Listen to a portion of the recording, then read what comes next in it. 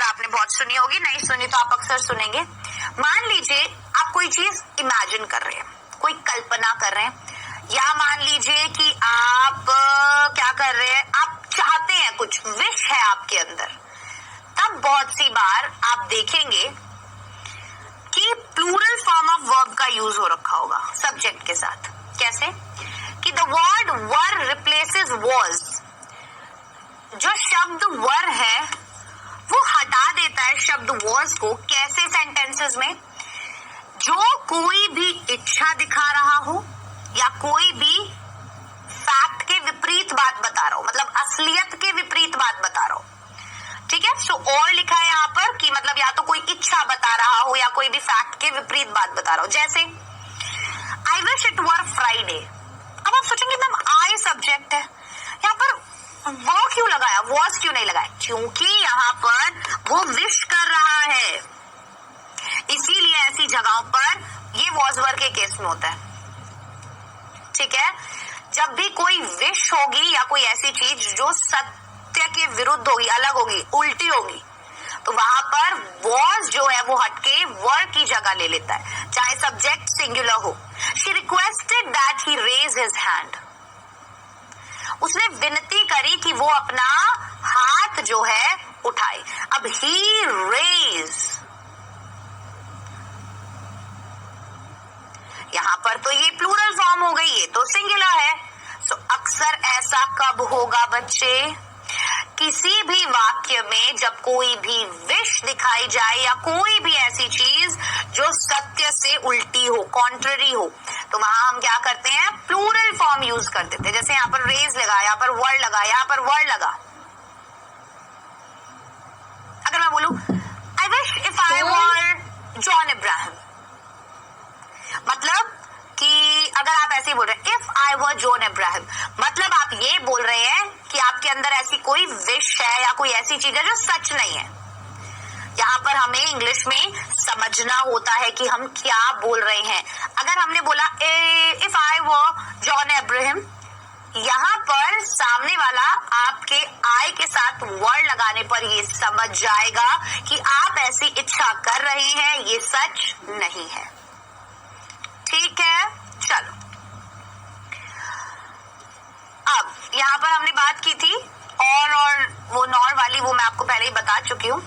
ठीक है, चलिए अब जब हम when I is one of the two subjects connected by either or या neither nor, दो होते हैं, either or, neither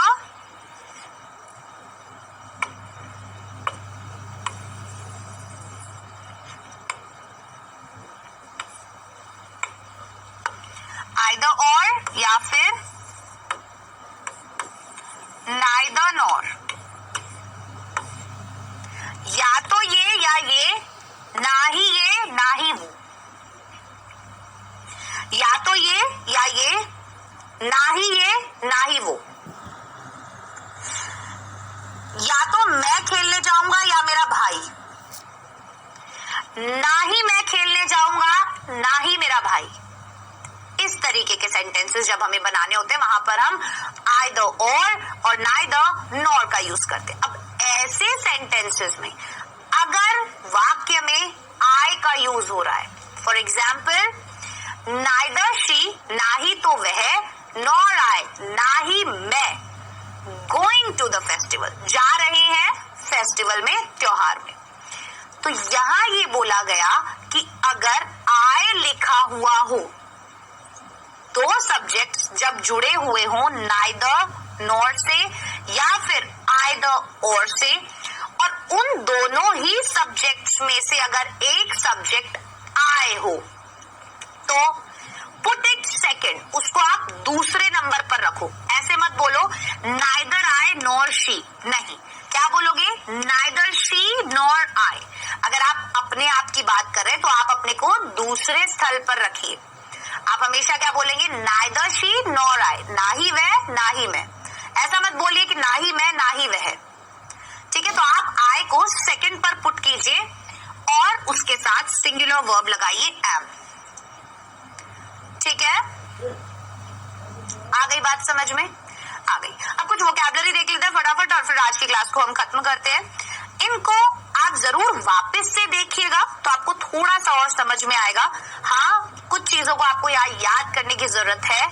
ये सभी चीजें आपको याद ही करनी पड़ेंगी ताकि आप इन्हें अप्लाई कर सके। पहले आप इन्हें लर्न कीजिए और फिर धीरे धीरे करके जैसे जैसे हम प्रैक्टिस करते जाएंगे ना, वैसे वैसे आपको समझ में आता जाएगा और आप वैसा ही बोलना शुरू कर देंगे। चलिए, ब्रेक। ब्रेक मतलब होता है किसी भी चीज को तोड़ना। सी, जैसे इसने पेंसिल को तोड़ा, ब्रेक। स्प्रेड। स्प्रेड मतलब होता है फैलाना, जैसे हमने बटर को ब्रेड के ऊपर फैलाया। ठीक है। Roll out. रोल आउट होता है बेलना, जैसे यहां पर इन्होंने कारपेट को एकदम से खोल दिया। सो रोल आउट, हम किसी भी चीज को बेलते हैं अगर, तो उसे भी हम बोलते हैं रोल आउट। नेक्स्ट है चॉप। चॉप मतलब टुकड़े टुकड़े करना। फॉर एग्जाम्पल यहां आप देख सकते हो खीरा कैसे चॉप कर रहा है, इसे हम बोलते हैं चॉप। हम वेजिटेबल्स जो होती हैं, सब्जियां, उन्हें हम चॉप करते हैं, ठीक है, पकाने के लिए। नेक्स्ट है स्क्रैम्बल। स्क्रैम्बल होता है तेजी से फेंटना, जैसे यहाँ पर अंडा है और आप देख सकते हैं इसे चम्मच से ये फेंट रहा है। सो अंडे को अगर आप फेंटते हैं उसके लिए आप वर्ड यूज करेंगे स्क्रैम्बल। क्या वर्ड है? स्क्रैम्बल। नेक्स्ट है डिप। डिप मतलब डुबाना, जैसे आप बिस्किट चाय में डिप करते हैं। आप बिस्किट चाय में डिप करते हैं, तो किसी भी चीज को अगर आप किसी चीज में डुबा रहे हैं आप वर्ड यूज करेंगे dip. Next broil. Broil means होता है सेकना। ब्रॉयल, सेकना, जैसे ये ब्रेड को यहाँ पर सेक रहे हैं। नेक्स्ट वे। वे मतलब तोलना। नेक्स्ट सर्व। सर्व मतलब होता है परोसना, जैसे हम खाना सर्व करते हैं, ठीक है। जैसे कोई बोले प्लीज सर्व द फूड, मतलब खाना परोस दीजिए प्लीज, ठीक है। नेक्स्ट है रोस्ट। रोस्ट होता है भूनना, जैसे चिकन वगैरह जो है वो अक्सर क्या किया जाता है, रोस्ट किया जाता है, तो इसे भूनना बोलते हैं। अब खेलते हैं क्विज। क्विज का पहला क्वेश्चन आपके सामने ये रहा, the teacher blank space completed this chapter.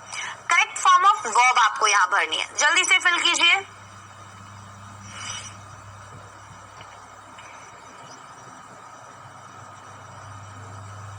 Next question, Ram and Shyam blank space business partners have, has, are, had। 4 options.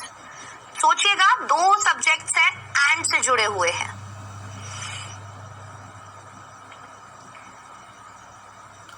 चलिए, so question number 1, teacher. Teacher कौन है? एक है, तो आप क्या बोलेंगे? तो कंप्लीटेड लिखा है। कंप्लीटेड तो भाई वर्ब की थर्ड फॉर्म सी लगा दी या सेकंड लगा दी। द टीचर, अब आप हैव लगाएंगे या हैज लगाएंगे? हैज लगाएंगे, क्योंकि teacher singular. The teacher has completed.